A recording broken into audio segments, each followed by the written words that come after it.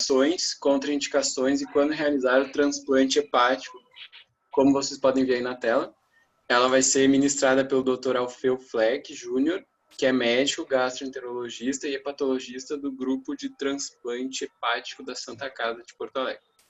Com a palavra, o Dr. Alfeu. Boa noite a todos. Boa noite, doutora Maria Lúcia, membros da Liga de Gastroenterologia e da Liga de Transplantes da PUC. Para mim é uma honra, uma satisfação muito grande, muito honrado pelo convite. Primeiro é um tema que eu gosto muito de abordar, é o nosso dia a dia, né, no trabalho do transplante, e também pela Liga sendo da PUC, porque tanto eu como a doutora Maria Lúcia fizemos a nossa formação aí na PUC e a gente tem muito orgulho disso. Então, mais uma vez, agradeço o convite, especialmente a Miriam e a Fernanda pelo convite, né, representando a Liga de Gastroenterologia e a Liga de Transplantes da PUC. O convite, então, foi para falar algumas questões relacionadas a indicações, contraindicações e quando realizar o transplante de fígado. As doenças hepáticas no mundo inteiro, e também não é diferente no Brasil, são doenças muito prevalentes com elevada mortalidade. No Brasil é a 8ª causa de morte, sendo que a cirrose é a principal complicação que leva à morte, em torno de 15 mil mortos, mais ou menos, ao ano, relacionados à hepatopatia crônica. Especialmente na região sul, tem uma taxa de admissão hospitalar por doenças hepáticas proporcionalmente maior do que o restante do Brasil. Isso é um dado interessante. Na Santa Casa de Porto Alegre, desde 91, quando o grupo de transplantes começou o programa, foram feitos 1.549 transplantes em 1.454 pacientes. A grande maioria transplantes relacionados ao vírus da hepatite C, cirrose secundária ao vírus da hepatite C. E nos últimos anos nós vemos observamos um aumento do carcinoma hepatocelular de uma forma significativa, não só no nosso grupo, mas isso a nível mundial, já sendo responsável por 41% dos transplantes de fígado no nosso programa. Em torno de 6% dos pacientes no nosso grupo necessitaram de retransplante nesse período. Sem dúvida nenhuma, o transplante hepático foi o mais importante avanço da última década no tratamento da doença hepática terminal. E é extremamente importante e complexa a seleção do candidato para transplante. Isso porque nós vamos ver na sequência que existe um número limitado de doadores e um número maior de potenciais candidatos, o que ocasiona uma desproporção e a seleção do paciente, então, sendo muito importante nesse contexto. É importante considerar o risco do procedimento. É um procedimento cirúrgico de grande porte, tem várias questões envolvidas, infecções, a imunossupressão, e os pacientes candidatos a transplante eles permanecerão na lista e eles estão sujeitos, então, à história natural da própria doença. Então, não é infrequente os pacientes irem a óbito esperando um transplante hepático. Hoje se diz que o resultado do transplante hepático é tão espetacular que nenhum paciente mais com doença hepática crônica ele pode morrer sem que ele ou seu médico pelo menos cogite a possibilidade dele ser eventualmente um candidato a transplante. E quem deve ser avaliado então para transplante hepático? Existem vários critérios e várias indicações, mas em linhas gerais uma das questões importantes é que a possibilidade do transplante hepático ela deve ser considerada em todos os pacientes com doença hepática terminal. Existem algumas limitações em relação à idade, em relação a comorbidades dos pacientes que podem impedir os pacientes de serem candidatos, mas, num primeiro momento, qualquer paciente com hepatopatia crônica, ele deve ser avaliado para eventualmente ser um candidato a transplante. Existem algumas contraindicações ou algumas exclusões no momento da avaliação, por razões diferentes, e que, em maior ou menor grau, influenciam, então, esse percentual de pacientes que, de fato, ao entrarem em lista, irão, posteriormente, realizarem o transplante. Os candidatos a transplante hepático, atualmente, eles obedecem critérios clínicos que, basicamente, hoje, são medidos através de critérios de gravidade. Até um tempo atrás se utilizava o child como um critério de gravidade, mais recentemente se viu que o MELD é um critério mais acurado e mais objetivo, então é um dos critérios clínicos que se indica o momento mais adequado para o paciente ser listado. Uma coisa que tem que se colocar e que deve ser sempre levado em conta, que para cada paciente transplantado existe um número muito maior de pacientes que irão morrer por doenças hepáticas sem receber o transplante. E isso é aquilo que eu tinha comentado anteriormente, pela desproporção que tem entre o número de doadores e o número de potenciais candidatos, né, pacientes que estão com hepatopatia crônica necessitando de transplante. Algumas indicações genéricas de transplante hepático, doenças hepáticas crônicas que são avaliadas então pelo score de gravidade MELD. A gente sabe que quanto maior o MELD, maior a gravidade, maior a mortalidade.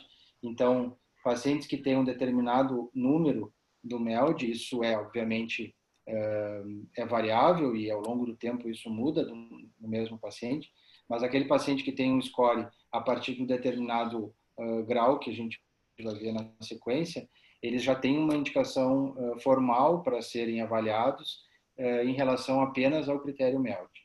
Algumas complicações da cirrose que não são refletidas obrigatoriamente pelo score MELD, por exemplo, situações de ascite intratável, encefalopatia hepática crônica, prurido intratável em pacientes com doenças colestáticas, colangites de repetição e a síndrome hepatopulmonar. Não é infrequente que essas situações citadas aí no item 2 não sejam traduzidas de forma adequada pelo score MELD. Então, nesse caso, independente do score MELD que o paciente tem, ele já tem indicação de transplante no caso dessas complicações virem a ocorrer. O carcinoma hepatocelular também é uma indicação de transplante. Tem algumas indicações que são consideradas ideais e adequadas no caso do carcinoma hepatocelular. O carcinoma hepatocelular, o tratamento sendo o transplante, a vantagem em relação ao procedimento cirúrgico é que ele trata as duas doenças, tanto a cirrose como o carcinoma hepatocelular, e está indicado em situações onde o paciente tem um nódulo ou mais do que um nódulo, tem hipertensão portal, e esse nódulo obedece a alguns critérios de tamanho e número para evitar justamente a ocorrência de um número muito grande de recidivas no pós-transplante.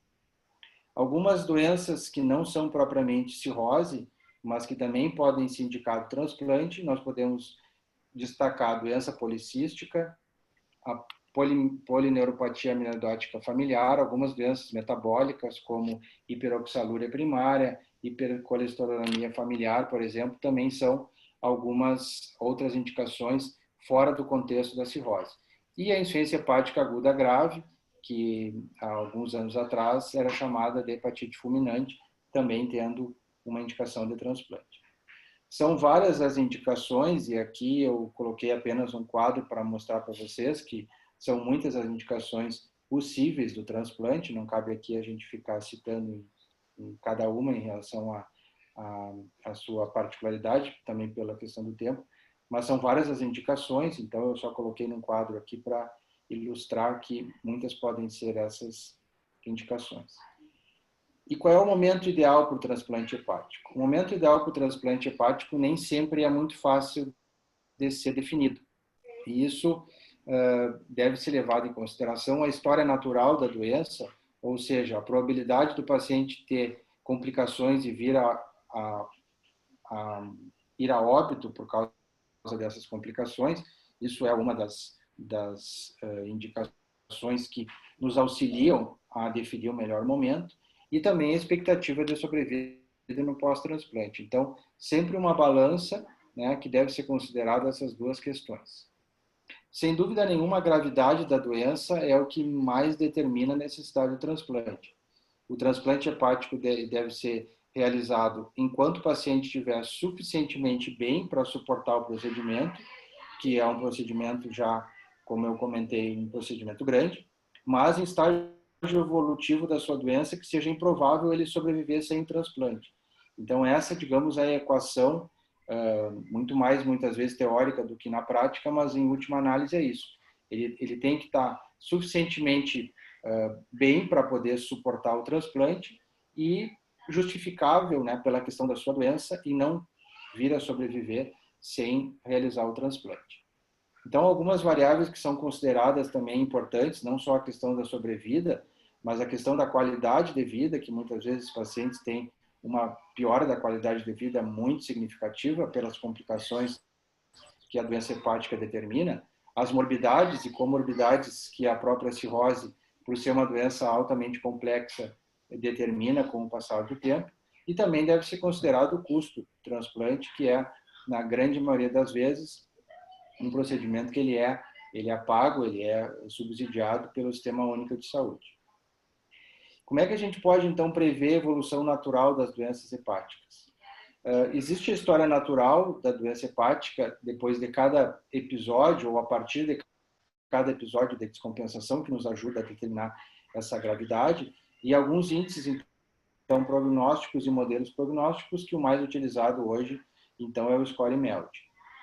Existem fatores que devem ser considerados nessa decisão, tanto fatores pré-transplante, como fatores perioperatórios, como fatores pós-transplante, que deve estar, digamos, nessa equação no momento da decisão que o paciente deve ser selecionado e deve ser listado para transplante. Algumas questões que nos auxiliam no melhor momento de indicar um transplante para um paciente são alguns dados que foram observados em alguns estudos. Por exemplo, quase que 60% dos pacientes descompensaram nos primeiros 10 anos de observação de cirrose. Então, estudos prospectivos viram que quase 2/3 dos pacientes em 10 anos descompensam. E essa descompensação ela é mais comum quando começa a acontecer a ascite e icterícia, que são as complicações mais comuns, e isso vai determinar uma redução da sobrevida desses pacientes, como a gente vai ver a seguir. Então, por exemplo, pacientes que apresentam peritonite bacteriana espontânea, eles, em cerca de 25% das vezes, quando começa a ocorrer a ascite, esses pacientes vão desenvolver peritonite no primeiro ano de acompanhamento. A probabilidade do surgimento da síndrome hepatorrenal, ela também é progressiva nessas situações, sendo mais ou menos em torno de 18% em um ano, chegando a 39% em 3 anos. E a sobrevida após um episódio de síndrome hepatorrenal, nós sabemos que é muito curta e uma probabilidade de óbito muito grande.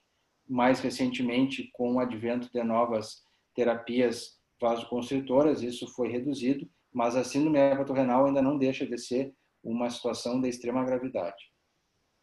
E um dado interessante é que apenas 1/3 dos pacientes que desenvolvem peritonite bacteriana espontânea vão sobreviver mais do que 2 anos. Então, essas são situações que nos auxiliam a determinar qual o melhor momento que esse paciente deve ser listado.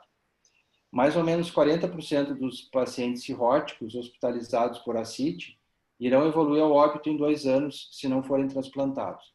Então, todos esses dados nos ajudam a determinar e a decidir qual o melhor momento que esse paciente deve ser listado.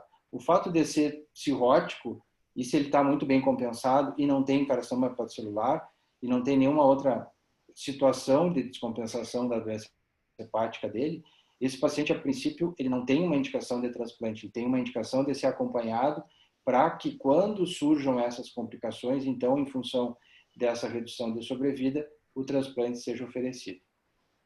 Então, a história natural, por exemplo, da cirrose pelo vírus C, depois da descompensação, nós temos que a sobrevida em 1 ano é 82% e em 5 anos, 51%. Sendo que isso é diferente de acordo com o child do paciente, por exemplo. Se ele for child A, a sobrevida em 5 anos é 70%, e se ele for child C, por exemplo, a sobrevida é mais ou menos 1/3 dos casos, 36%. E em 5 anos, de acordo com a descompensação inicial, se o paciente apresentou encefalopatia, essa sobrevida é de 35% em 5 anos, se ele apresenta ascite, 41%, e se ele apresenta hemorragia digestiva, chega a 70% em 5 anos. Existem algumas variáveis que, dependendo da causa da doença hepática, elas são um pouco diferentes e elas muitas vezes não vão traduzir exatamente a mesma situação. Por exemplo, doenças não colestáticas, hepatopatias crônicas não colestáticas, elas têm uma tendência a ter algumas complicações diferentes das hepatopatias crônicas colestáticas, que irão ter normalmente outras complicações e que isso também deve ser considerado no momento da indicação do transplante. Em lista de espera, como eu havia comentado, existe uma dissociação muito grande entre o número de candidatos e o número de doadores. E essa talvez seja a maior limitação do transplante hepático, não só no nosso meio, mas no mundo inteiro. Historicamente, as taxas de doação elas são menores do que a necessidade. Né? O acúmulo, isso ocasiona um acúmulo de pacientes em lista, aumenta o número de candidatos, aumenta com isso o tempo de espera, aumenta o número de pacientes não transplantados com piora clínica e, obviamente, vão culminar com o aumento do número de óbitos em lista. Então, nesse cenário, a melhor maneira de alocar, então, os enxertos ainda representa um grande desafio e é uma questão muito importante que frequentemente é debatida.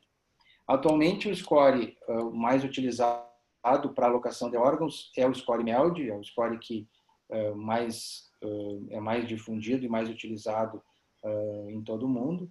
Tá?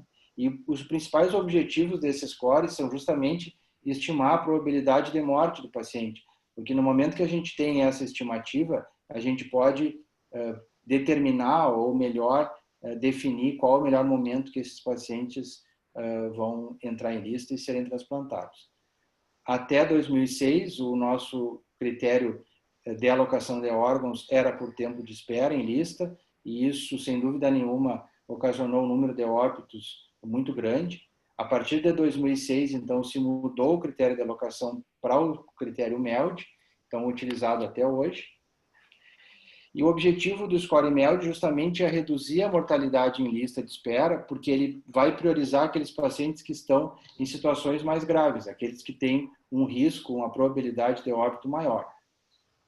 Esse score, então, compreende 3 variáveis, a creatinina, o INR e as bilirrubinas. É feito um cálculo que já se tem em calculadoras e aplicativos para se fazer isso à beira do leito, e rapidamente se tem esse score. E isso, basicamente, vai determinar qual é a probabilidade desse paciente sobreviver em 3 meses. O primeiro estudo que demonstrou essa correlação foi um estudo feito em 2000, que avaliou pacientes pós colocação de TIPS e que avaliaram foi um estudo prospectivo, que avaliou esses pacientes em 3 meses e determinou que essas variáveis, INR, a creatinina e a bilirrubina, eram os fatores de melhor prognóstico que poderiam determinar o risco de mortalidade. Então, hoje a gente sabe que o MELD é capaz de predizer mortalidade a curto prazo em pacientes cirróticos, e isso foi corroborado em estudos que foram feitos posteriormente. Existe uma mortalidade em 3 meses que ela é progressivamente mais alta de acordo com o aumento do MELD. Então, é um gráfico que vocês veem na tela, que a probabilidade de óbito começa a aumentar muito a partir do MELD 20, 25, né, chegando a um risco de óbito muito grande em pacientes com MELD próximo de 40. Então, sendo a mortalidade muito alta em 3 meses de pacientes com MELD próximo de 40. Esse é um estudo que foi feito em 2004 no Liver Transplantation, que foi um estudo clássico, e que determina que existe um risco de óbito, então, lista de espera, que ele é progressivo de acordo com o aumento do score MELD. Então, esse gráfico vocês veem que quanto maior o MELD, maior o risco do paciente vir a óbito em lista de espera. Isso, posteriormente, vai ajudar a definir qual é o melhor momento, ou qual é a partir de que ponto de corte a gente utiliza para os pacientes serem listados. Esse foi um estudo feito na Espanha, que mostrou a probabilidade de óbito em 12 meses. A maioria dos estudos do score MELD utilizava 3 meses. Esse estudo ele foi utilizado por mais tempo e ele viu que guarda uma correlação muito boa entre a estratificação do MELD, como vocês veem à direita, 11 a 15, 16 a 20, 21 a 25 e acima de 26, com o risco de mortalidade nessa curva de lista de espera em 12 meses. Nós fizemos um estudo na Santa Casa, que foi capitaneado pelo professor Brandão, que mostrou que pacientes em lista de espera com MELD correspondente. O risco de probabilidade de óbito, o score MELD foi capaz de determinar em 3 meses e em 6 meses uma acurácia muito boa, perto de 0,8, considerado muito bom, para 3 meses, e 0,7 para 6 meses. Então, corroborando com aqueles dados iniciais, que realmente o score MELD ele é um score melhor para determinar a mortalidade em 3 meses do que em 6 meses. Ele continua tendo uma acurácia boa em 6 meses, mas a acurácia dele, mais importante, é justamente em 3 meses, com uma área sobre a curva muito boa. Aqui é só para demonstrar também, novamente, o risco de mortalidade em 3 meses de acordo com o score MELD, que é progressivo, né? Quanto mais alto o score MELD, maior o risco de óbito. O score MELD já foi determinado, já foi demonstrado num número grande de pacientes que ele tem mais capacidade em predizer mortalidade do que o Child, por exemplo, né? Com uma área sobre a curva superior ao Child para esse fim. Então, hoje, ele é o score mais utilizado no mundo inteiro para alocação. Existem algumas limitações, não são poucas, mas são, digamos, exceções que fogem ao critério MELD em relação à gravidade da doença, por exemplo, ascite refratária, como eu tinha comentado, peritonite bacteriana espontânea, encefalopatia portosistêmica, nem sempre se reflete no MELD a gravidade da doença. Então, isso, como não é contemplado, muitas vezes o paciente com essas condições não tem um MELD elevado e não fica, digamos, mais no topo da lista para ser chamado para o transplante. Algumas situações que também independem da função hepática, por exemplo, carcinoma hepatocelular, doenças metabólicas, síndrome hepatopulmonar, hipertensão portopulmonar, são situações que não são contempladas no MELD e que existe algumas, digamos, alguns critérios que se utiliza para não utilização do MELD para essas situações, e aí se coloca que é o MELD atribuído, que o paciente recebe um MELD não calculado, mas em função dessas doenças não traduzirem pelo MELD a sua gravidade, eles são ditas situações de exceção, então são exceções que o MELD também traz. Algumas limitações, algumas situações de hiperbilirrubinemia, que o paciente pode ter em doença colestática, pode aumentar o MELD e isso não traduzir de forma muito acurada a gravidade da doença. O RNI pode se modificar em muitas situações e até por medicações. O MELD também vai sofrer alterações basicamente em função de creatinina, por exemplo, em função da idade, do gênero, da raça, estado nutricional. Então, certamente não é um score perfeito, mas ainda são situações, digamos, que são muito difíceis de se determinar essa probabilidade de sobrevida e talvez ainda hoje o MELD seja realmente a ferramenta mais apropriada para esse fim. Então, tem algumas situações especiais, que aqui eu não vou citar todas, mas que fogem, digamos, do score MELD, que são ditas situações especiais e que o score MELD, o sistema MELD, considera como uma exceção e são situações onde o paciente se beneficia de ter situações como essa, porque justamente o MELD dessas situações não traduz a gravidade da doença. Então, são situações especiais que são avaliadas por câmera técnica para ver se o paciente vai receber, então, essa pontuação especial. Algumas etapas importantes na avaliação do transplante, obviamente que tem que ser, então, uma indicação, como eu falei, racional, em pacientes com cirrose ou não cirróticos naquelas situações de exceção. Pacientes com MELD muito baixo, a probabilidade do paciente ir a transplante também é baixa, então isso é uma situação que às vezes é complicado, porque o paciente já teve uma complicação que indica transplante, mas o MELD está baixo e a gente tem algumas situações nesse sentido. O carcinoma hepatocelular, dentro dos critérios de Milão, ele é uma excelente indicação, o transplante hepático. Em alguns grupos se utiliza critérios além do critério de Milão. O que mais se utiliza mundialmente é o critério de Milão, porque é o que tem menor recidiva no pós-transplante. Algumas contraindicações atuais ao transplante no Brasil, doença alcoólica ativa, né, pacientes etilistas em menos de 6 meses de abstinência, infecção extrahepática não controlada, polineuropatia amiloidótica familiar avançada, doença cardíaca ou pulmonar avançada também, que não sejam relacionadas à hepatopatia, tumores metastáticos, aqui a exceção é os tumores neuroendócrinos, que também podem ser indicativos de transplante, e aqueles pacientes com mais idade, então, devem ser avaliados por câmara técnica. A questão do álcool, muitas vezes o paciente para de beber e melhora em relação à hepatopatia, as descompensações podem diminuir, então isso pode reduzir a possibilidade ou a necessidade de transplante, por exemplo, em pacientes com cirrose por álcool.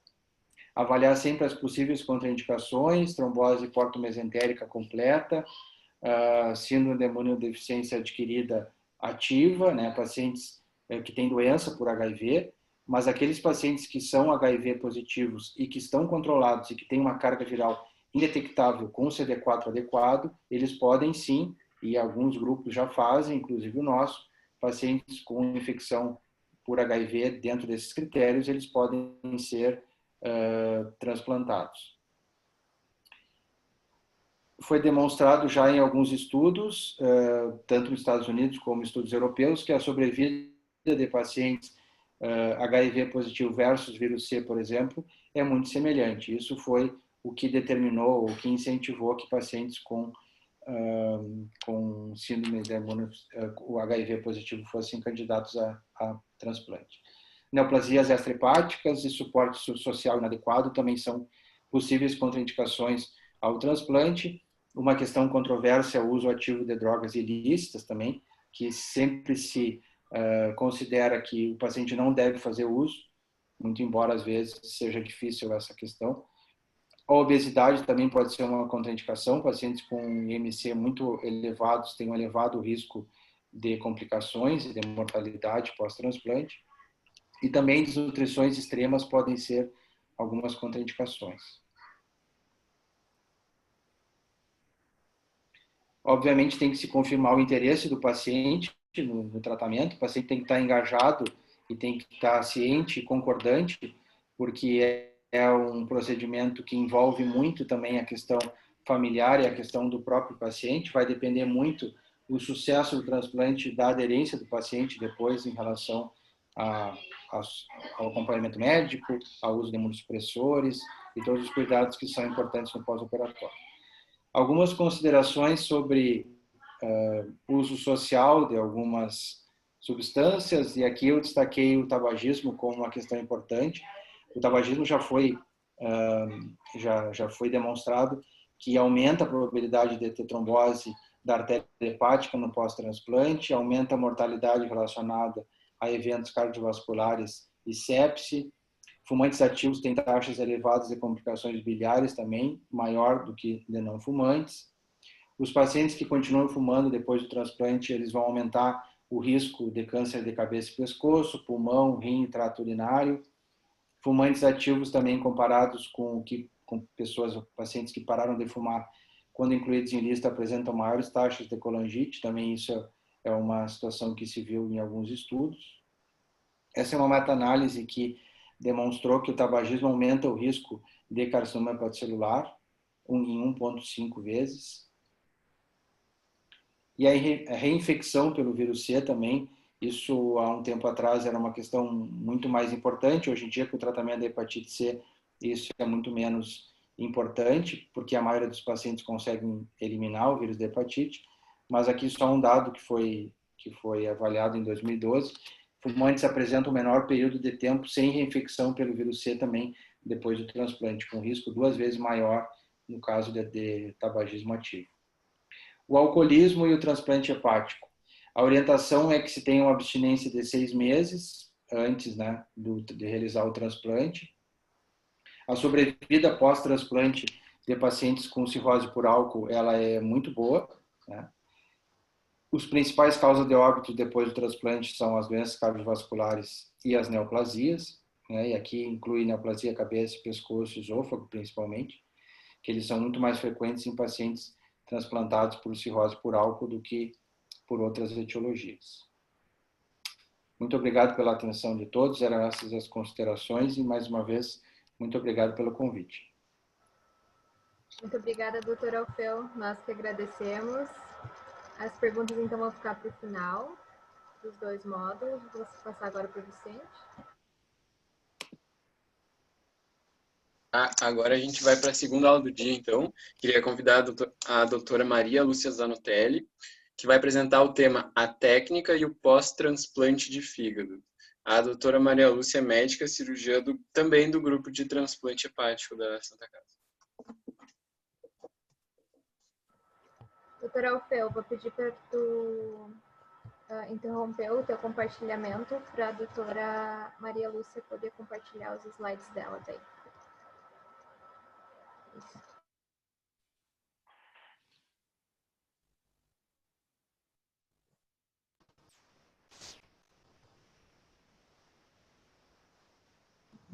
Vocês estão vendo os slides?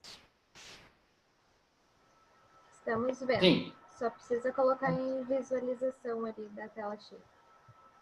Preciso colocar em visualização? Isso, né? Onde está? Favorito. Desculpa, não estou achando. Mais à esquerda ali, Lúcia. Slide atual?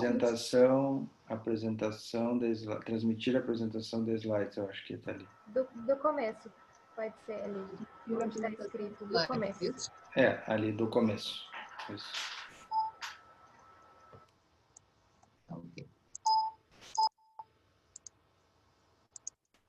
Ok, muito obrigada. Em relação ao transplante hepático, acho que o Alfeu fez uma excelente iniciação.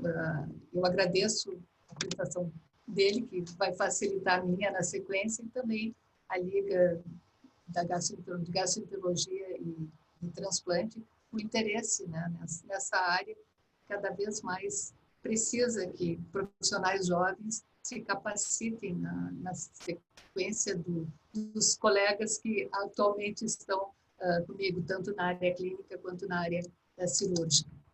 Se nós formos considerar a evolução técnica do transplante de fígado, dentro da medicina, um procedimento que inicia na década de 60 é considerado um procedimento novo. Ele foi feito pela primeira vez em 63 por Thomas Staus, em Denver, no Colorado, mas só 4 anos depois é que se conseguiu o primeiro sucesso, foi uma sobrevida acima de 1 ano. A partir daí houve um desenvolvimento técnico em relação a fígado reduzido, usando um segmento lateral esquerdo, que inicialmente foi colocado na fossa ilíaca direita, sem sucesso, porque não tinha a vascularização esplâncnica, que é importante para que haja o trofismo hepático. E o primeiro fígado ortotópico reduzido, feito numa criança, por Bismarck, na França, e essa redução, então, usando uma porção do fígado de um adulto para uma criança, acabou se desenvolvendo especialmente em Chicago, nos Estados Unidos, sendo que em 88, aqui no Brasil, o Silvano Raia fez em São Paulo, no Hospital das Clínicas, o primeiro transplante intervivos, foram 3 casos, não se teve sucesso, e o primeiro com fígado bipartido, onde se utilizou as 2 porções, um fígado para uma criança, uma porção do mesmo fígado para um adulto, foi feito por Fitchmayer na Alemanha, mas a técnica do interview realmente foi considerada com sucesso quando feito na Austrália, e a partir daí ela se popularizou especialmente na Ásia, porque nós aqui no Ocidente temos a vantagem em relação à Ásia de apresentarmos uma legislação e também uma sociedade que aceita a doação de órgãos do doador falecido. E essa é a grande vantagem que se tem na transplantologia, porque o doador falecido propiciou o desenvolvimento e o aprimoramento técnico do transplante como um todo. Com isso, com a melhora dos resultados do transplante, teve também um aumento da sua indicação dos pacientes em lista de espera. Existe, então, a discrepância, em função até do sucesso do transplante, entre o número de pacientes que precisam desse procedimento e dos potenciais doadores, e ainda mais se nós considerarmos os doadores efetivos, quer dizer, aqueles que têm um enxerto viável para o transplante. Além disso, o doador falecido viabilizou o transplante multivisceral e facilita o transplante conjugado, especialmente fígado e rim. Então, nós vamos falar basicamente, considerando o transplante hepático, a cirurgia do receptor de um órgão de um doador falecido. É um procedimento cirúrgico complexo, ele demanda de uma indução anestésica que precisa ter um acesso venoso central com monitorização hemodinâmica, com catéteres que permitam uma reposição volêmica adequada em situações críticas, tanto acesso periférico, controle invasivo de pressão na artéria média e também, evidentemente, sondagem vesical e a proteção desses pacientes, muitas vezes desnutridos, para que eles não façam úlceras de decúbito. A incisão que se usa é a mais clássica, é o que se chama de incisão de Mercedes, é uma incisão epigástrica mediana com 2 prolongamentos subcostal, tanto à direita quanto à esquerda, para que se tenha a exposição adequada do fígado. Quando se faz a abertura da cavidade, se faz ligadura de várias áreas, os pacientes têm hipertensão portal, mas sistematicamente o que nós fizemos? Se faz a dissecção da artéria hepática, onde é extremamente importante que esse vaso tenha um fluxo adequado para que haja, então, a revascularização arterial do enxerto e também se disseca a via biliar. Liga-se a via biliar e se avalia qual a situação da artéria, até porque muitas vezes os pacientes, como indicação é por carcinoma hepatocelular, eles fazem procedimentos pré-transplante como quimioembolização e muitas vezes há uma dissecção da artéria que pode haver trombose e nós precisamos aí ter técnicas alternativas e é extremamente importante que se identifique o fluxo arterial, que é prioritário para que o enxerto funcione no pós-operatório. Então, sendo identificado que a artéria tem um bom fluxo, ela geralmente na topografia da artéria hepática direita e a artéria hepática esquerda, essa aqui é a artéria hepática própria, quando se tem o ramo da gastroadenal, aqui nós temos a artéria hepática comum. Após a ligadura da artéria, se identifica a veia porta, né, que ela é posterior tanto à via biliar quanto à artéria hepática. E algumas circunstâncias em que nós atualmente utilizamos esse venoso portal até que seja feita toda a liberação do fígado da veia cava retrohepática. Essa é uma técnica que se chama de piggyback, onde se retira o fígado doente, preservando a veia cava retrohepática, a veia cava inferior do receptor. E é importante que se mantenha o fluxo do fígado durante esse período de liberação para evitar que haja congestão pela hipertensão portal do intestino e com aumento do sangramento por piora da hipertensão portal. É extremamente importante a mensuração dinâmica, porque é relativamente baixa, porque no momento em que o fígado desses pacientes com uma hipertensão portal agrava então, quando é feita a ligadura precoce da veia porta. Se identificam na porção supra-hepática as veias hepática direita, média e esquerda, aqui está o diafragma, então é a identificação dessas veias que é o ponto onde nós vamos colocar um clamp para que seja feita a ressecção do fígado depois de terem sido realizadas as ligaduras da via biliar, da artéria hepática e da veia porta. Esse clamp ele é colocado numa posição que tem que ser um clamp firme, porque se houver a soltura desse clamp, o paciente pode evoluir para o óbito, um choque hemorrágico grave. Aqui nós temos o coto da veia hepática direita, nós temos a veia hepática média e esquerda, se faz a junção dessas veias para que a anastomose seja feita neste sítio.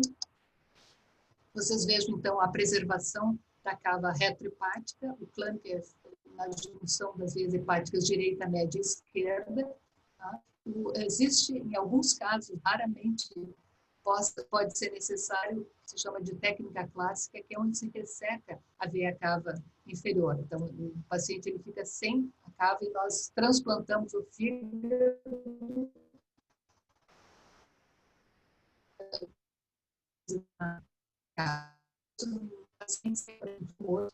comprometimento do lobo caudado, do segmento 1, ou em casos de doença veno-occlusiva, tipo Budd-Chiari, que possa ter trombose raras. Podemos dizer que 99% dos transplantes hoje no mundo ocidental é a técnica de piggyback, preservando a veia cava retrohepática. Aqui eu trouxe para elucidar, vocês vejam em tips, tá? Onde tem aqui os bordos, o deslocamento dessa prótese, onde foi um processo inflamatório intenso nessa região, e tanto a colocação do implante quanto o risco de sangramento. Então, muitas vezes a tentativa de tratamento para diminuir a hipertensão portal pode gerar no transoperatório dificuldades técnicas como essa, por exemplo, imagina se nós temos aqui um sangramento nessa situação, embora se possa utilizar técnicas alternativas de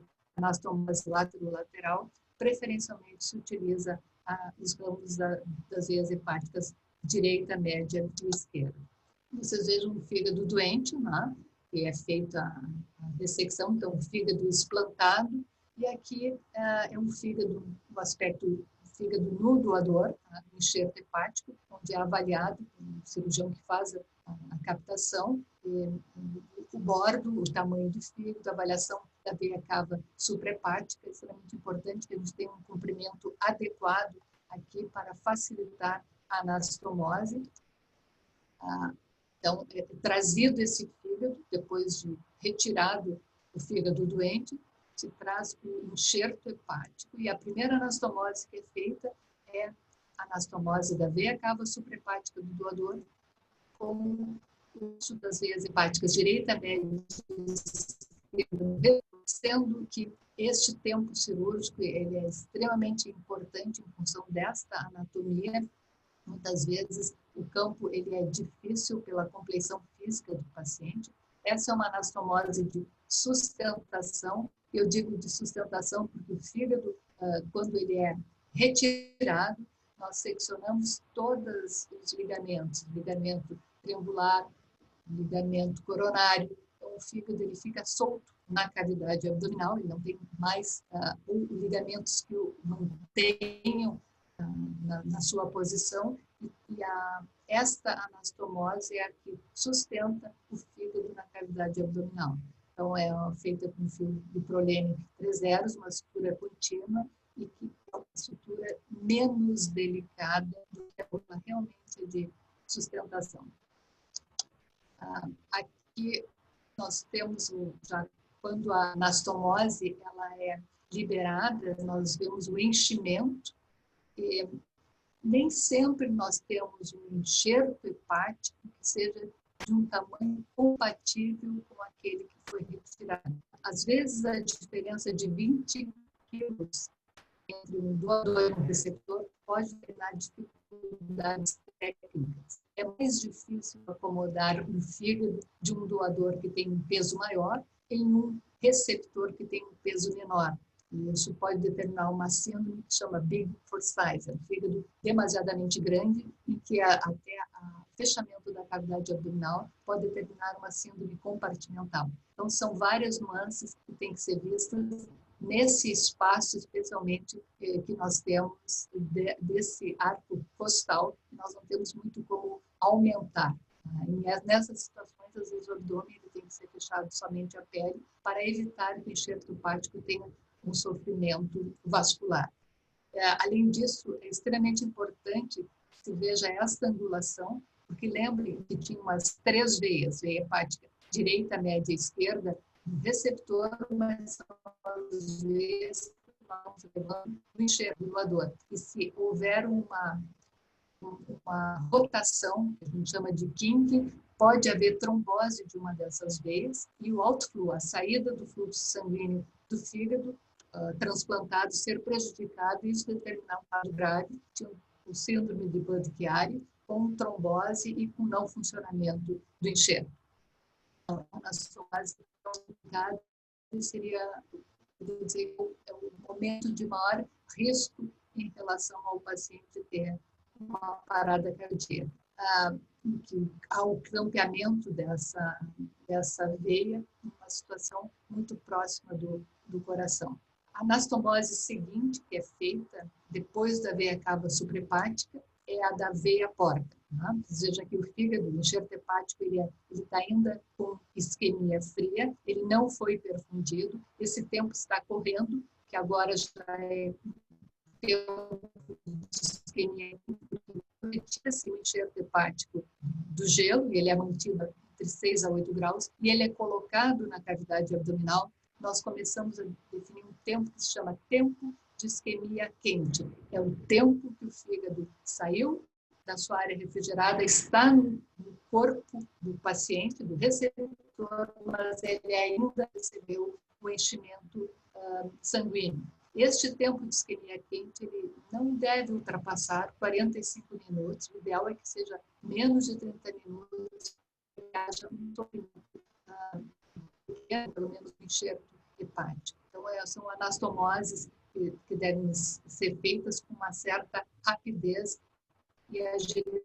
A veia porta é uma anastomose ao contrário da cava, é extremamente delicado. Se usa o fio de poliação, fio horrível, PDS 6 zeros, faz uma sutura contínua, é colocado um implante acima da área da anastomose para que ela tenha o efeito que a gente chama de crescimento, um fator de crescimento para que essa veia não fique com área de estenose, de estreitamento. Então, se houver uma área de estenose, existe o risco de trombose no pós-operatório, assim como o comprimento entre o que fica da área do receptor e do doador tem que ser muito bem mensurado para que não haja um kink e também dificulte a entrada de fluxo sanguíneo.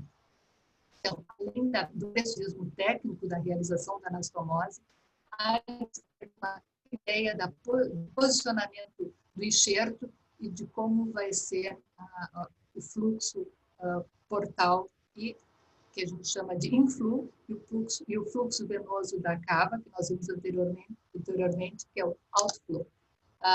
Existem situações, se vocês vejam aqui, a veia porta, isso é o fígado receptor, que ainda não é tirado, eu trouxe para ilustrar, há uma migração do TIPS, há uma migração do TIPS, a minha internet aqui ficou estável, espero que estejam ouvindo, e eles migrou para o tronco da veia porta e poderia ter determinado um sangramento importante, se conseguiu tirar, mas mesmo assim a porta extremamente friável e ficou enviesado que se fizesse usar anastomose a porta. Pois nós vamos ver as alternativas que nós temos quando a veia porta necessite ou tem trombose ou tem por alguma razão, seja traumática, por cirurgia prévia, ou pela presença de TIPS, quais as alternativas que nós temos para permitir que o fígado tenha um enchimento venoso portal. Então, uma situação, do ponto de vista cirúrgico, que é preocupante, em que algumas situações ela pode ser limitante em relação ao transplante, é a presença de trombose da veia porta. Ela tem uma incidência variável na cirrose, ela pode ocorrer, a trombose da porta, devido à resistência do fluxo portal pela própria fibrose, pela própria cirrose, e também por discresia sanguínea. Esse paciente pode ter um status pró-coagulação, também pelo sangramento de varizes, o uso de esclerosantes, escleroterapia endoscópica, agora preferencialmente faz ligadura elástica para evitar que tenha tantos fatores pró-coagulação nesses pacientes quando há o sangramento por varizes. A presença de cirurgia prévia, também trombos causados até por carcinoma hepatocelular. Existem então alternativas técnicas para a resolução desse problema, dependendo do estágio que se tenha da trombose.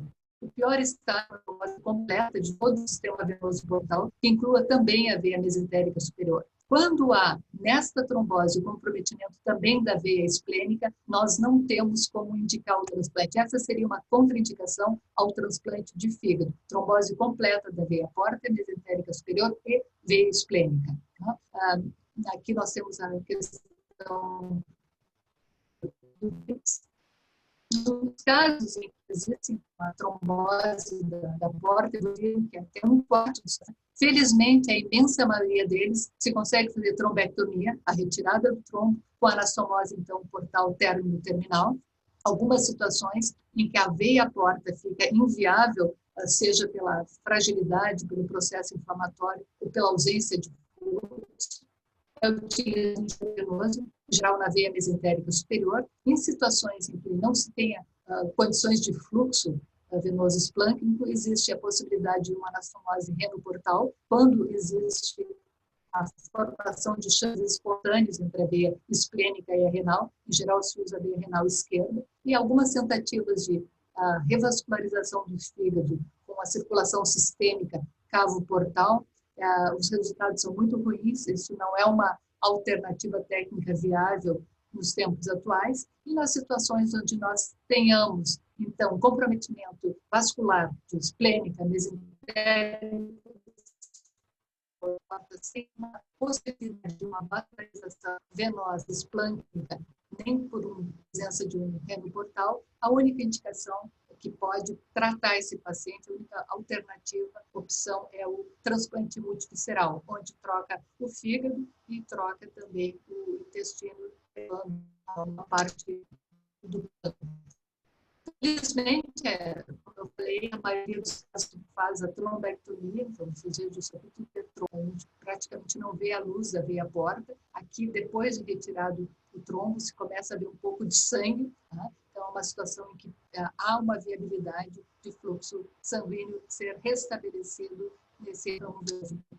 Nas situações em que não se consegue, são usados enxertos venosos. Enxertos, em geral, é a veia ilíaca interna e externa, a veia ilíaca comum, que é trazida do doador, né? Então, ele faz também, junto com a captação do enxerto hepático, se capta também vasos, que são veias utilizados em situações de inviabilidade dos vasos do receptor na topografia do pedículo hepático. Em geral, essa anastomose é feita no bordo superior do pâncreas, acima da veia mesentérica superior, ressecando aquela área de trombose. Quando não se consegue ter o fluxo da veia porta, então se coloca o enxerto na veia mesentérica superior. Outros tipos, que, como eu falei, essa cavo portal faz a revascularização do fígado, utilizando a veia cava inferior. A mortalidade ela é mais de 70% em um ano, então é uma técnica hoje inviável. É a anastomose renoportal, mas ela depende da presença de um shunt da veia esplênica com a renal esquerda, então, através da veia renal esquerda, o fígado possa ser preenchido pelo sangue venoso portal e tenha circulação esplâncnica. Para que o enxerto hepático tenha viabilidade, há necessidade de que o fluxo venoso que entre pela veia porta tenha seja oriundo também do sistema esplâncnico, não só do sistema sistêmico. Existem fatores que são proliferativos que são importantes para a regeneração hepática e dependem da circulação esplâncnica. A anastomose na sequência do tratado, então, a suprahepática e a da artéria hepática. A artéria hepática ela é fundamental para a viabilidade da via biliar. A via biliar do enxerto hepático ela depende, não digo basicamente, mas quase 90% do fluxo sanguíneo da artéria hepática, e também a vascularização do fígado em relação, mesmo que o volume que entre pela veia porta, nós vamos ter isquemia da via biliar intrahepática se nós não tivermos um fluxo adequado da artéria hepática. A veia porta é suficiente para encher, para ênquima hepático, mas não para manter a viabilidade da via biliar intrahepática. Então, o paciente que tem complicações da artéria, como trombose, estenose significativa, pode apresentar um pós-operatório precoce ou tardio, acima de 30 dias, da via biliar, uma forma de colangite isquêmica. Essa anastomose arterial, ela é feita também com lupa, com fio de polidioxanona, fio absorvível, PDS 70. A sutura ela é interrompida ou contínua, dependendo do diâmetro da artéria. Quando a anastomose arterial está completa, esse aqui é um fígado com aspecto já reperfundido, vocês vejam que aqui tem área ainda que só tinha reperfusão venosa e aqui já existe um fluxo arterial. Eu trago essa foto também para mostrar a diferença. Quando há enchimento arterial, uma mudança da coloração hepática.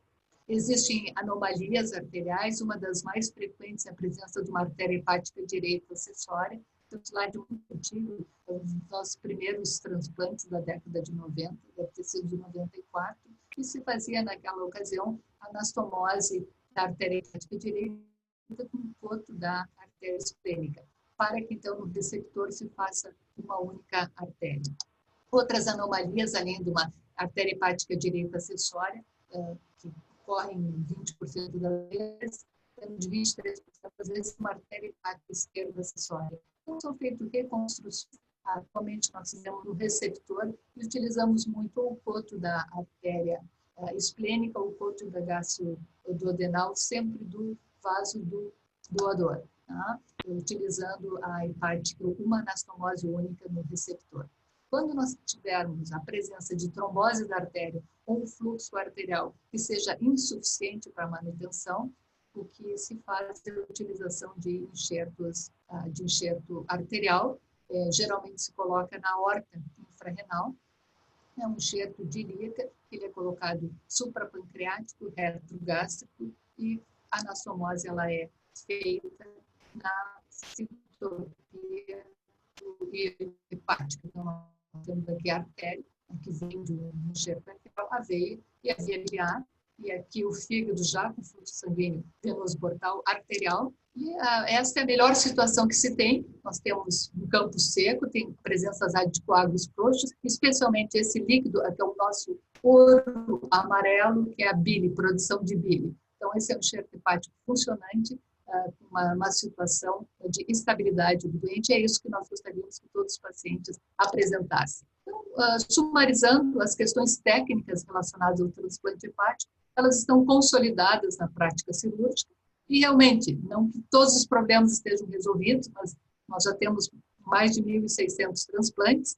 Eu diria que hoje, apesar das dificuldades que se tem, as maiores limitações ao procedimento, se nós considerarmos do ponto de vista técnico, à exceção das questões relacionadas com a trombose completa do sistema venoso portal, são a escassez de doadores de órgãos e a qualidade que se tem do enxerto hepático. Em relação ao pós-operatório do transplante, é óbvio que este é um dos melhores negócios que pode ser feito. O paciente tem um benefício de ter este fígado no lugar desse. Para isso, existe um custo. Este custo é especialmente o da imunossupressão. A imunossupressão ela é necessária continuadamente em pelo menos 85% dos pacientes. E os inibidores da calcinerina são os principais imunossupressores que se utilizam. Os protocolos que se tentou para a retirada completa da imunossupressão, eles foram parcialmente bem-sucedidos. Nós podemos dizer que a imensa maioria dos pacientes fica dependendo de drogas imunossupressoras. Quais são essas drogas? Qual é a evolução da imunossupressão no transplante de fígado? O grande boom no transplante é da década de 80, quando da introdução da ciclosporina pelo professor Cowan em Cambridge, e a partir da década de 90 vem o tacrolimus, também inibidor da calcineurina. A partir de 2000 temos os antimetabólicos, nicofenolato mofetil, nicofenolato sódico, sendo que o esteroide está desde o início, e além disso a terapia com anticorpo monoclonal, anti-interleucina 2. E nos anos de 2010, ressurge os inibidores da mTOR, o everolimo, sendo que em 90, o sirolimo, que também é o inibidor da mTOR, tinha tido resultados insatisfatórios pelo risco de desenvolvimento de trombose da artéria, embora isso esteja muito questionável nos dias de hoje. Mas é para que vocês tenham uma ideia do arsenal que nós temos em termos de imunossupressão. As drogas, não vou me ater a cada uma delas, mas que vocês entendam, elas têm um mecanismo de ação e elas têm vários eventos adversos, todas elas. O inibidor da calcineuria, reforçando a nefrotoxicidade, é um problema tanto para a ciclosporina quanto o tacrolimus, sendo que o diabetes ele é de uma incidência maior com o tacrolimus e a dislipidemia na ciclosporina. Coloco isso porque, dependendo do perfil do receptor, nós podemos optar por um ou outro imunossupressor. Os antimetabólicos são uma opção, mas mais em termos de terapia dupla, principalmente nos primeiros meses, no primeiro ano pós-transplante, e eles têm uma grande vantagem de não serem nefrotóxicos, mas têm sim as suas limitações por mielotoxicidade, além de distúrbios gastrointestinais e maior risco de infecção viral, principalmente pelo citomegalovírus. Os inibidores da mTOR, salientamos o everolimo, como antiproliferativos, ele tem uma indicação muito importante, principalmente na redução das taxas de recidiva do carcinoma hepatocelular. Tem como risco hipercolesterolemia e presença de retardo da cicatrização, proteinúria, pneumonite intersticial, então são problemas advindos dessas drogas.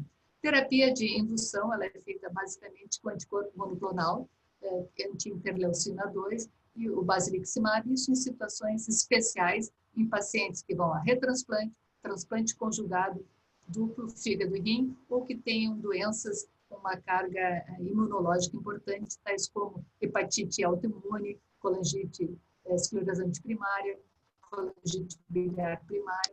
Então, esse é o arsenal de imunossupressão, onde o inibidor mais utilizado é o tacrolimus, associado ao nome fenolato. O inibidor da mTOR ele começa a ter um papel mais importante, principalmente depois da década de 2010. O esteroide, que ele é descontinuado em geral no primeiro ano, e a terapia de indução. Em relação à imunossupressão, por que ela é importante no transplante? Porque ela tem uma influência direta, tanto no resultado precoce como tardio, e o inibidor da calcineuria e tacrolimus ainda é o esquema de imunossupressão mais utilizado. A toxicidade desses medicamentos está implicado principalmente na disfunção renal pós-transplante, mas existem outras complicações que nós temos que tratar e evitar que elas se agravem, como a questão do diabetes, hipertensão, a obesidade, que é um grande problema, doença cardiovascular, o aparecimento de tumores, ou em outros sítios, já ditos também pelo Dr. Alfeu, além da possibilidade recidiva do carcinoma hepatocelular. Por que esses pacientes têm um risco maior de mortalidade do que aqueles que não usam imunossupressores?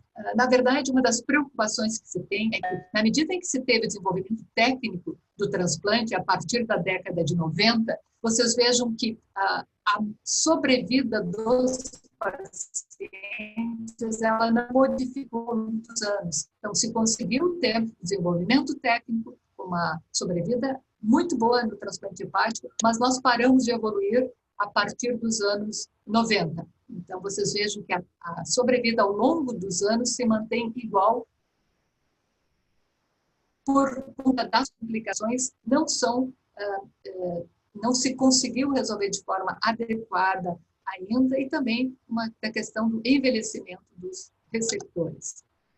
Por que esses pacientes morrem? Infecção ainda é uma causa importante. Recorrência da doença, talvez aqui nós possamos reduzir com os novos tratamentos de hepatite C, mas existe sim ainda uma taxa de recidiva do carcinoma hepatocelular, e essas causas gerais são aquelas que mais têm sido faladas na medicina, transplantologia atual. São principalmente as doenças renais e cardiovasculares. Então, os fatores que vão interferir no resultado a longo prazo do transplante de fígado é insuficiência renal crônica, a recidiva da doença de base, essa nós vamos conseguir e já estamos reduzindo, embora tenha uma população transplantada 10 anos atrás que já tem recidiva da doença, a doença cardiovascular, as infecções que ela se mantém naquele nível de 18%, a doença hepática gordurosa não alcoólica, os cânceres, de novo, de outras, que não só o carcinoma hepatocelular, mas de outros sítios, uma vez que o paciente imunossuprimido ele tem um risco maior de desenvolver tumor. Falando especificamente da perda de função renal, ela ocorre em função da perda de glomérulos relacionada à idade. No Rio Grande do Sul, nós temos a idade dos receptores maior do Brasil, os pacientes são mais velhos. Além disso, eles têm doença prévia renal pelo vírus C, tem alteração que foi induzida pela hepatopatia, e além disso, nós vamos ter ação deletéria da função renal pelos inibidores da calcineurina. Então, a incidência de insuficiência renal crônica pós-transplante, ela aumenta ao longo dos anos, e vocês vejam que o critério MELD, que ele é um excelente preditor de sobrevida nos primeiros 3 meses, é um critério de gravidade utilizado para o transplante, ele também vai fazer com que nós transplantemos pacientes com maior risco de desenvolver insuficiência renal crônica, uma vez que os pacientes que têm um MELD superior a 20, eles praticamente têm o dobro de risco de desenvolver insuficiência renal crônica pós-transplante. Eles já vêm com disfunção renal para o transplante. Então, o fígado, dentre os órgãos transplantados, é o segundo que mais tem risco do receptor desenvolver insuficiência renal crônica ao longo dos anos. Vejam, essa é uma estatística nossa, ela é extremamente preocupante. Os pacientes que tiveram disfunção renal pós-transplante, essa foi a tese do doutorado do Dr. Klaus, que é o Fabiano Klaus, o nosso nefrologista da Santa Casa, ou seja, que aqueles pacientes que necessitaram diálise tiveram uma sobrevida significativamente inferior àqueles com disfunção que fizeram tratamento conservador ou com função renal normal. Então, preservação da função renal é fundamental para o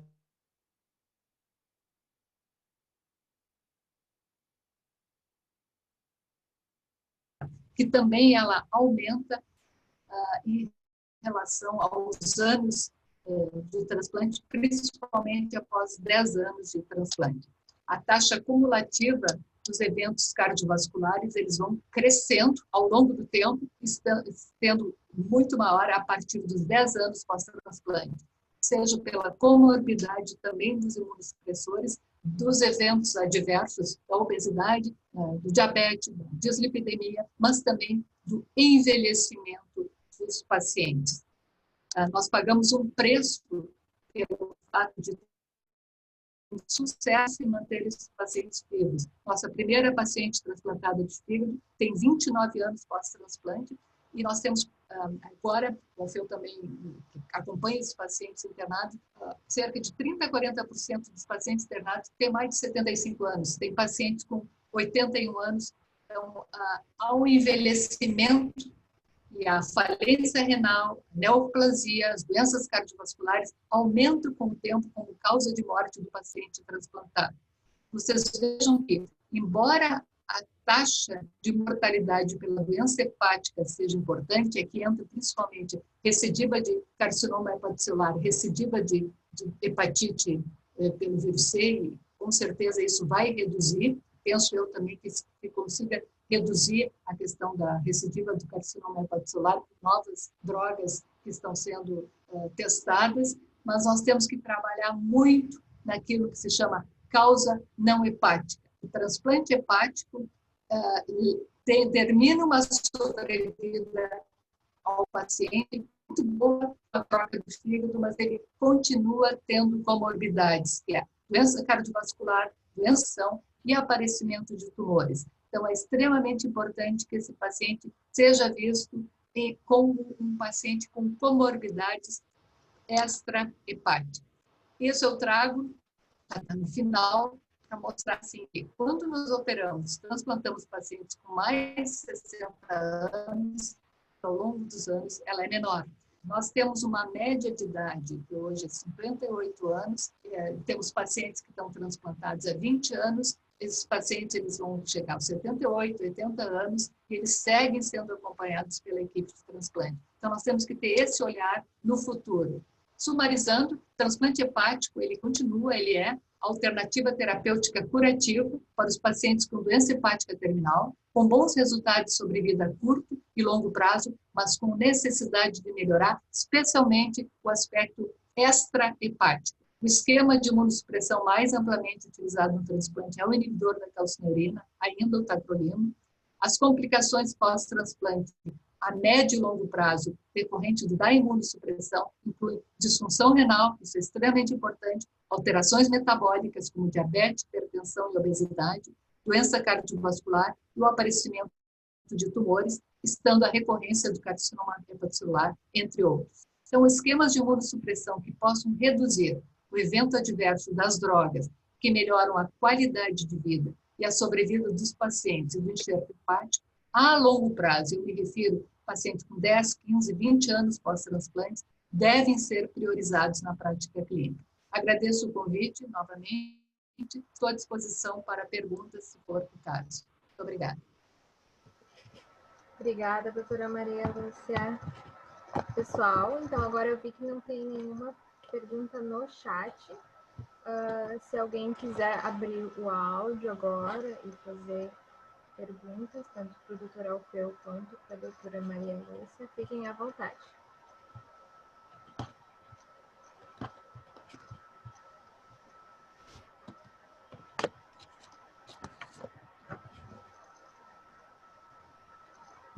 Então, vou aproveitar para ir perguntando enquanto isso.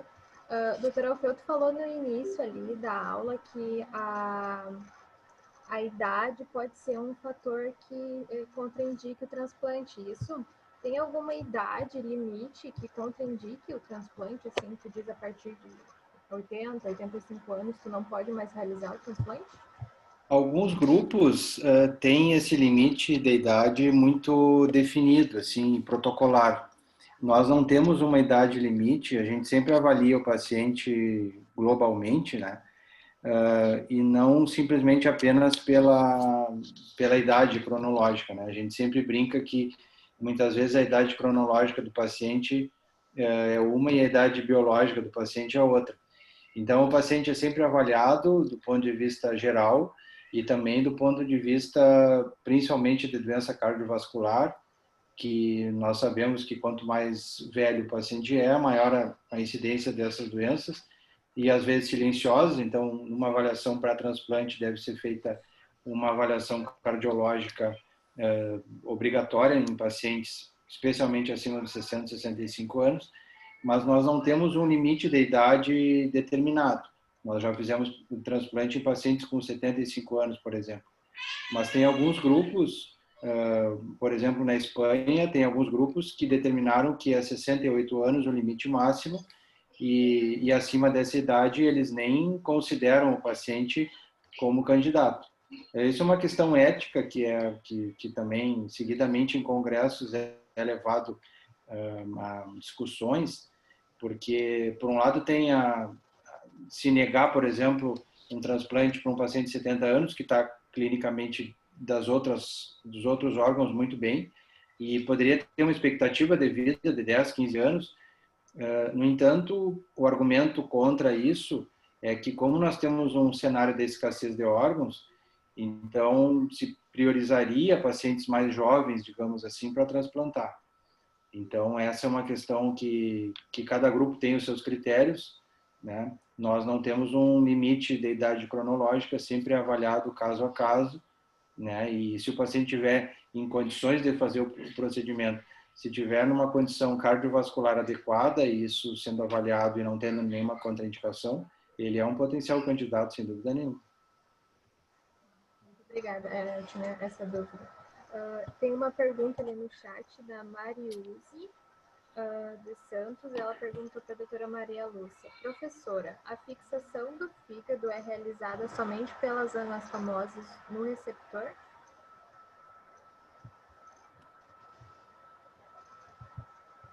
Não consegui ouvir, Miriam, desculpa.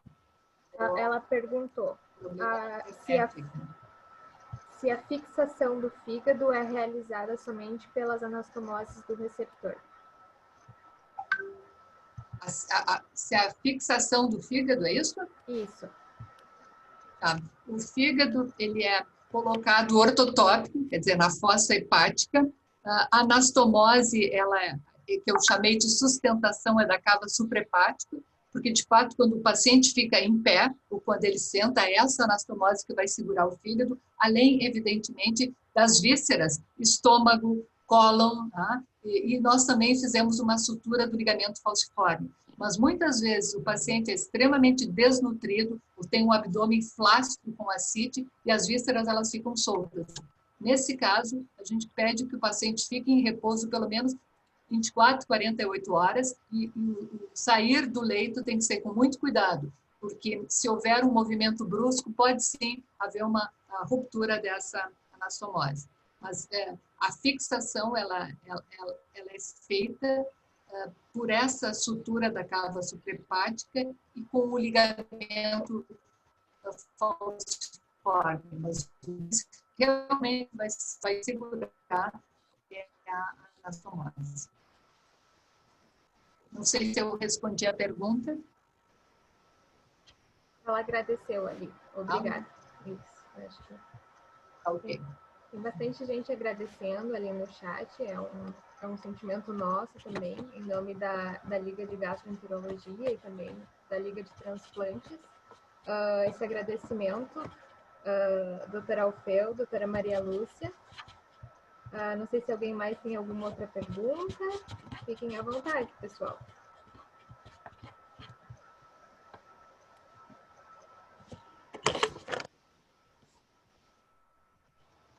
Fernanda, é contigo. Tá bom. Então, doutora Fê, doutora Maria Lúcia, muito obrigada pela aula de hoje. Acho que falo pela Ligastro e pela Flatus, que nós ficamos muito honrados pela presença de vocês e muito obrigada pelas aulas. Acho que é isso, gente. Boa noite a todos e esperamos contar com vocês numa próxima oportunidade para um próximo evento. Sempre à disposição. Muito obrigado. Boa noite a todos. Obrigado pelo convite. Boa noite. Muito obrigada. Até a próxima.